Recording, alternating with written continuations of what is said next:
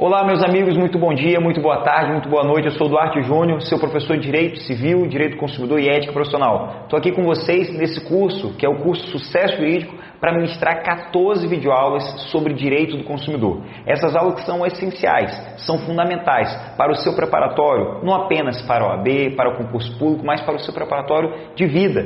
Afinal de contas, todos nós somos consumidores. Então é muito importante que você acesse as nossas videoaulas, vocês vão ter a oportunidade de conhecer, experimentar o nosso material gratuito aí no YouTube, então experimenta, aproveita ao máximo e se você gostar, acesse o nosso site, sucessojuridico.com, faça a sua matrícula, faça a sua inscrição para que você possa se aprofundar ainda mais sobre várias matérias jurídicas e assim garantir o seu sucesso profissional, garantir o alcance ao seu objetivo. É apenas através do estudo que você vai conseguir alcançar os seus objetivos. E para que a gente possa manter contato, você já sabe que nós temos que ter um canal de relacionamento. Você está aí na sua casa, não sei como você está, se você está sentado, se você está em pé, se você está deitado, é importante que você esteja acordado assistindo as nossas videoaulas para que você possa apreender o conteúdo. Mas quando você tem alguma dúvida, entre em contato comigo. Eu costumo afirmar que não existe dúvida boba. Tem o bobo que não pergunta. Então mande sua dúvida, manda sua pergunta para que a gente possa sanar essa sua dúvida e você possa ter acesso a esse conhecimento. Os meus canais são esses que estão aqui. Duarte JR_ no Twitter, Duarte Júnior no Facebook. Também tem o meu e-mail. Para você que tem namorada ciumento, você que não tem rede social, não é possível. Isso pode ser um problema de relacionamento, de possessividade. Se livra disso que não faz bem. Mas se você não tem rede social, pode acessar também o meu site, duartejr.com, me manda um e-mail com a sua dúvida, a sua pergunta. E também, claro, tem um Instagram. O Instagram é o mesmo canal do Twitter, @duartejr_. E a nossa temática aqui hoje é direito do consumidor. Como vocês sabem ou devem saber, direito do consumidor é uma matéria de extrema importância. Todos nós somos consumidores. Kennedy, o então presidente dos Estados Unidos da América, no dia 15 de março de 1962, ele fez uma carta. E nessa carta ele queria sensibilizar o Congresso Nacional Norte-Americano. Ele enviou uma carta ao Congresso Nacional Norte-Americano e nessa carta eu destaco um trecho que chama muita atenção, onde nesse trecho ele diz assim: consumidor somos todos nós, porém consumidor é o único polo não eficazmente organizado na economia afetando e sendo afetado todos os dias. O que ele quis dizer com essa carta? Ele quis demonstrar que todo mundo é consumidor. Eu sou consumidor, você é consumidora, você é consumidor, o dono desse curso é consumidor, o empresário, dono de um posto de combustível também é consumidor, todos nós somos consumidores. Todos nós somos consumidores. Porém, consumidor é o único polo não eficazmente organizado na economia, afetando e sendo afetado todos os dias. Ele quis demonstrar que todo mundo é consumidor. Porém, o consumidor ele não é organizado de forma eficiente, como, por exemplo, as empresas, como, por exemplo, os empresários são. Os empresários e empresas se organizam através de sindicatos, através de associações. No decorrer desse curso, ali pelas últimas aulas, eu vou falar para vocês de uma ação civil pública. A ação civil pública que eu protocolei enquanto presidente do PROCON no estado do Maranhão. Ingressei com uma ação civil pública em face a 244 postos de combustíveis. Quando eu ingressei com essa ação, nós conseguimos inverter a situação. Nós colocamos os consumidores de forma organizada através dos órgãos de proteção e defesa do consumidor, como o PROCON, Defensoria, Ministério Público, OAB e outros. E do outro lado, nós conseguimos desarticular a organização do sindicato de postos de combustíveis. E isso eu vou falar nas nossas próximas aulas, nas nossas aulas seguintes. Mas o que eu quero demonstrar para você é que todo mundo é consumidor e que o consumidor precisa se organizar. E Kennedy, ele conseguiu sensibilizar o Congresso Nacional Norte-Americano, pois naquela época haviam muitos problemas que atingiam diretamente o consumidor. Por exemplo, problemas que atingiam diretamente a vida, saúde e segurança.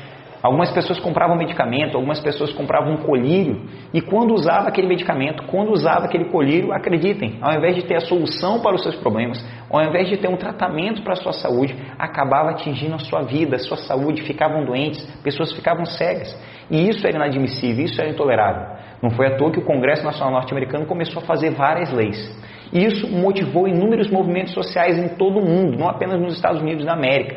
E foi considerado, por essa razão, essa carta, esse ato do presidente Kennedy, como um marco inicial para a política pública de proteção e defesa do consumidor. Isso foi fundamental, isso foi essencial.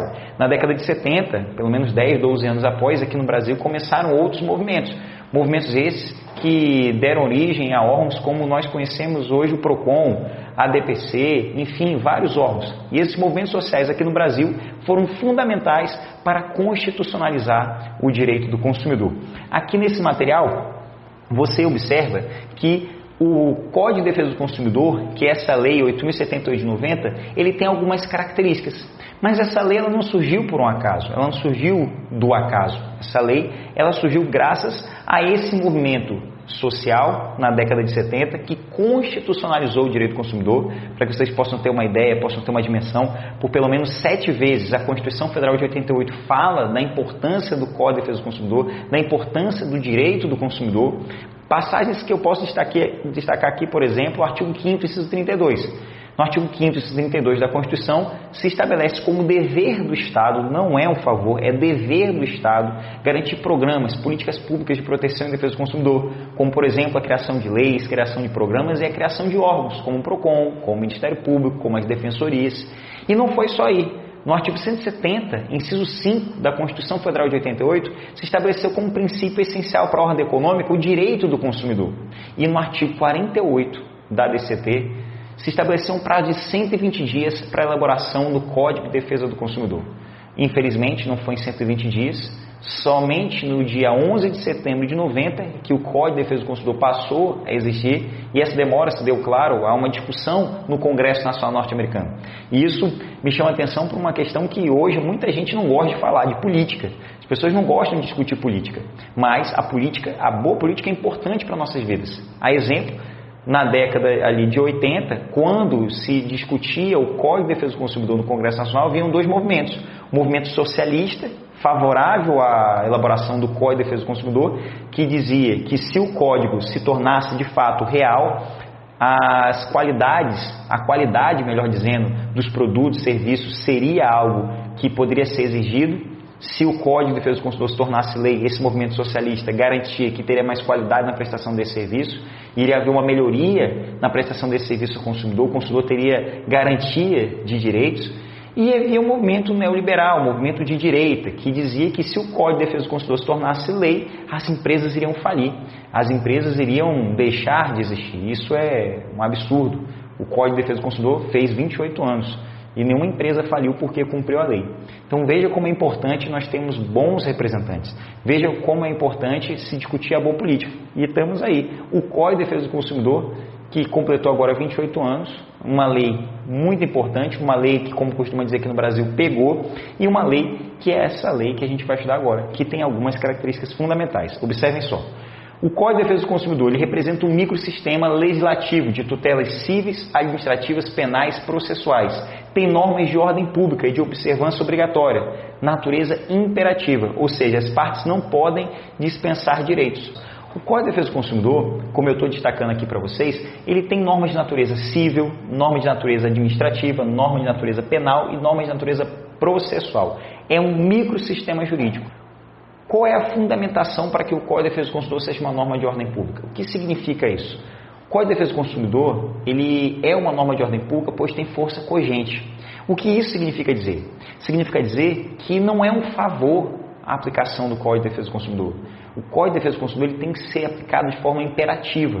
A exemplo, quando um julgador está diante a uma cláusula abusiva, exemplo, eu quando estava como presidente do PROCON no Maranhão, diante a uma abusividade, mesmo que ninguém me provocasse, mesmo que ninguém reclamasse no PROCON, mas, por exemplo, no momento que eu estivesse ali passando em um determinado estabelecimento e eu notasse que ali naquele estabelecimento tem uma abusividade, que é um exemplo de muitas coisas que nós conseguimos fazer, tinha uma placa no estacionamento, em vários estacionamentos, que dizia assim: não nos responsabilizamos pelos danos gerados aos veículos estacionados.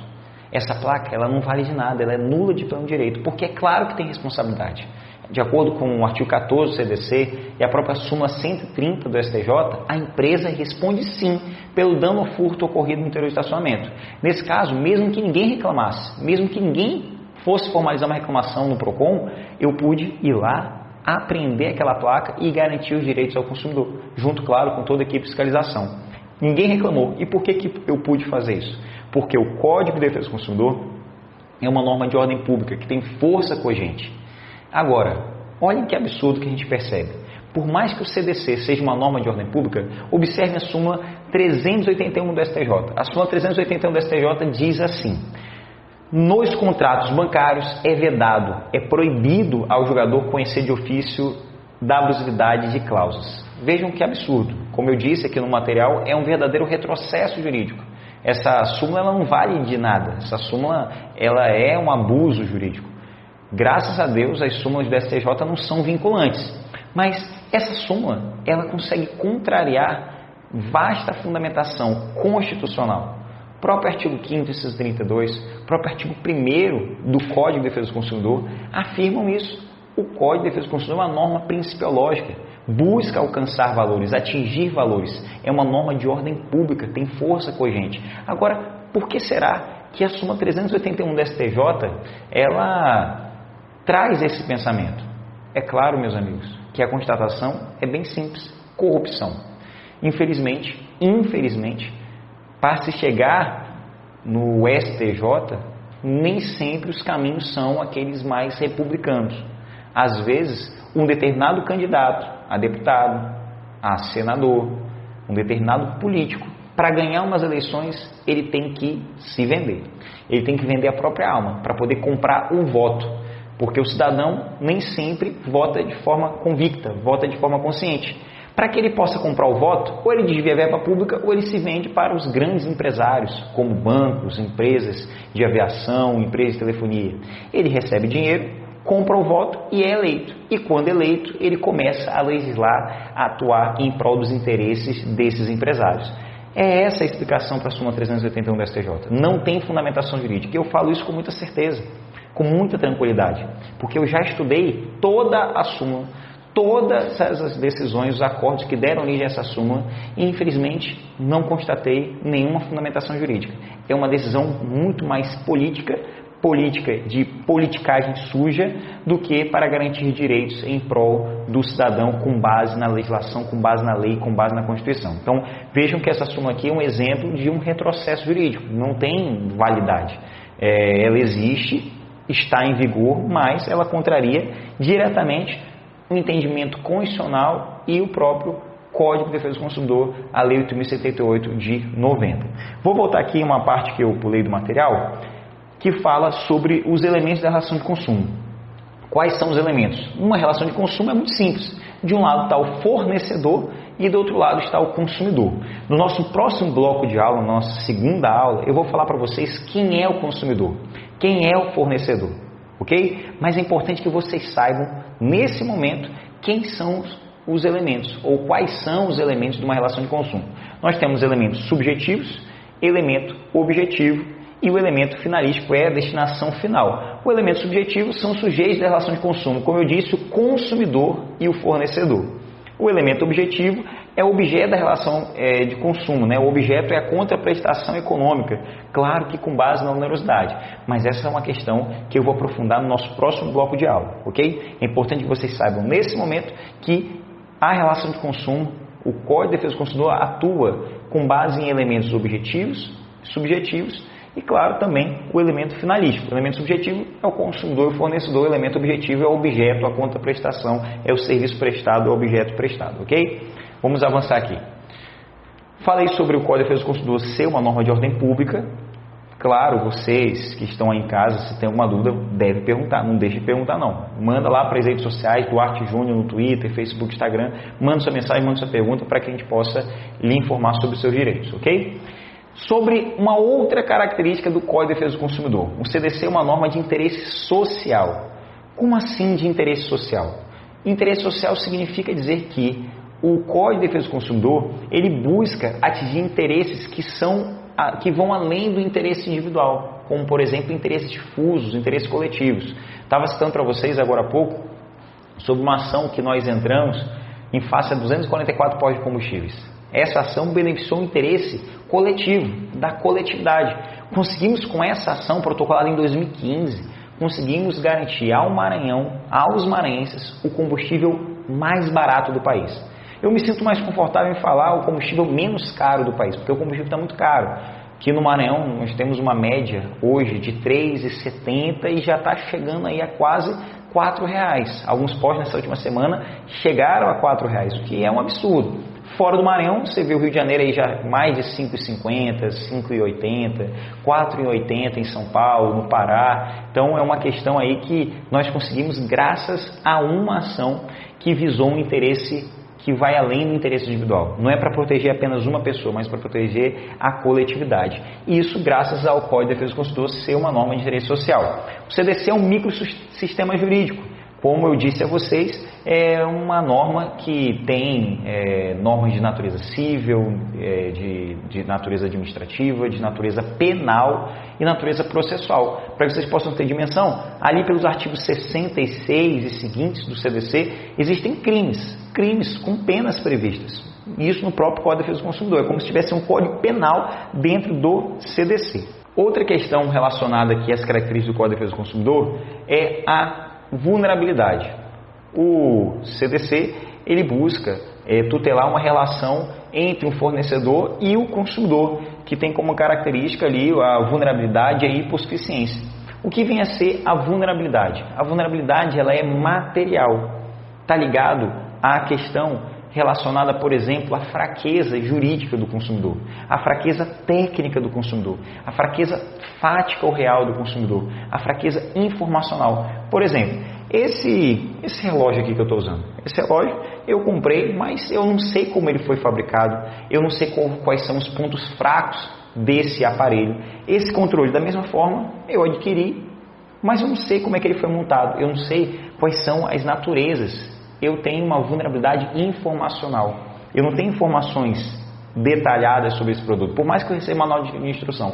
Por exemplo, você que está em casa, você comprou um carro. Duarte, eu entendo muito bem de carro. Eu sou um exímio conhecedor de carro, de veículos. Mas você não conhece tão bem quanto aquele que fabricou, aquele que montou o veículo. Você não sabe quais são as peças que ali estão. Você não tem ideia dos detalhes que um fabricante tem acesso. Então o consumidor ele é vulnerável informacionalmente. Ele não tem informação, falta informações adequadas, vulnerabilidade técnica, falta de conhecimentos técnicos, vulnerabilidade jurídica. O consumidor ele não tem tanta assistência jurídica quanto o empresário tem, quanto o fornecedor tem. Da mesma forma, a hipossuficiência. Mas a hipossuficiência é diferente da vulnerabilidade. Enquanto a vulnerabilidade, como vocês estão vendo, ela é material, a hipossuficiência ela é processual. A vulnerabilidade é material e a hipossuficiência é processual. É aquela fraqueza de ingressar com uma ação e não apenas ingressar com uma ação, mas de fazer prova, de constituir prova. É óbvio que quando você liga para uma operadora de telefonia e faz uma reclamação, aquela operadora tem condições de provar aquilo que ela está prestando. Mas o consumidor não tem. Ele não tem acesso a tantas formas de provar, mas o empresário tem. Não é à toa que, de acordo com o artigo 6º, inciso 8 do Código de Defesa do Consumidor, há um direito ao consumidor da inversão do ônus da prova. Vou falar um pouco mais sobre isso futuramente. A inversão do ônus da prova, que é quando o consumidor ingressa com a ação, mas há uma inversão. Quem tem o dever de provar é o empresário. Existem algumas especificidades que a gente vai falar um pouquinho mais lá na frente. Por exemplo, a inversão do ônus da prova, existem doutrinadores que afirmam que ela poderá ser automática, mas isso é um assunto para uma aula seguinte, ok? Mais para frente vamos falar sobre a inversão do ônus da prova. Norma principiológica. Como eu disse, o CDC é uma norma principiológica. Ela busca atingir valores, fins a serem atingidos. E quais são esses fins? A proteção do consumidor. Não tão somente a proteção do consumidor, mas, conforme prevê o artigo 4 do CDC, o que o Código de Defesa do Consumidor busca atingir é a harmonia nas relações de consumo. Harmonizar interesses entre consumidor e fornecedor. Entre consumidor e fornecedor. Ok? Elementos subjetivos. Quais são os elementos subjetivos da relação de consumo? Como eu disse a vocês, existe o consumidor e existe o fornecedor. Quem é o consumidor? Existem algumas teorias para definir quem é consumidor. As teorias são elas: finalista, mista ou híbrida, ou teoria maximalista. A teoria adotada pelo Código de Defesa do Consumidor é a teoria finalista. De acordo com o artigo 2º do CDC, entende-se que consumidor é o destinatário final de determinado produto ou serviço. De acordo com a teoria finalista, consumidor é o destinatário final de determinado produto ou serviço. Essa teoria está amparada no Código de Defesa do Consumidor, no artigo 2º. Por exemplo, a partir do momento que eu comprei esse relógio aqui, eu comprei para eu utilizar. Quem é o destinatário final deste produto? Quem é o destinatário final? É aquele que está adquirindo para utilizar. Eu sou o destinatário final. Eu sou o destinatário final deste produto. Eu comprei para que eu pudesse utilizar. Quem é o fornecedor? Por óbvio que a marca é a Apple. Depende aí da tua pronúncia, se teu inglês é britânico, se tu fez Pink and Blue, ou se tu fez Wizard, não sei. O que importa é que você saiba que o fornecedor é a Apple, não sei. É ele que forneceu esse produto. E eu fui o destinatário final. Essa é a teoria finalista. Existe ainda a teoria mista ou híbrida. Essa teoria mista ou híbrida, ela é adotada de acordo com entendimentos do Superior Tribunal de Justiça, interpretação das decisões do STJ. E essa teoria, ela mistura um pouco os conceitos, porque ela entende que poderá ser consumidor aquele que adquiriu determinado produto ou serviço, mesmo que não seja destinatário final. Por exemplo, se uma empresa, por exemplo, o Sucesso Jurídico, se uma empresa comprou esta televisão, ela não comprou como destinatário final. Ela comprou para implementar a sua atividade. Então, ela não é consumidora. A empresa comprou essa televisão para melhorar a sua atividade, para implementar a sua atividade. A empresa não é consumidora. É uma relação de direito civil, regida pelo Código Civil Brasileiro, a Lei 10.406 de 2002. Muita atenção para esse detalhe. Agora, se é uma microempresa, atenção, se é uma empresa de pequeno porte, aí a coisa muda de figura. Se de um lado está uma microempresa, uma empresa de pequeno porte, que adquiriu, mesmo que não para consumo próprio, mesmo não sendo destinatário final, mas adquiriu para implementar a sua atividade, de acordo com a teoria mista ou híbrida, ela pode ser considerada consumidora, porque ela é uma empresa de pequeno porte, porque ela é vulnerável, em razão da sua vulnerabilidade. Vou dar um exemplo, 2 exemplos. Uma empresa de corte e costura, Judite Corte e Costura. Judite, ela trabalha na sua própria casa, ela e mais 6 costureiras. É uma pequena empresa, ela comprou um software, ela comprou um aplicativo para poder melhorar a sua atividade, para poder implementar a sua atividade. Mas do outro lado está uma multinacional, uma empresa grande, forte.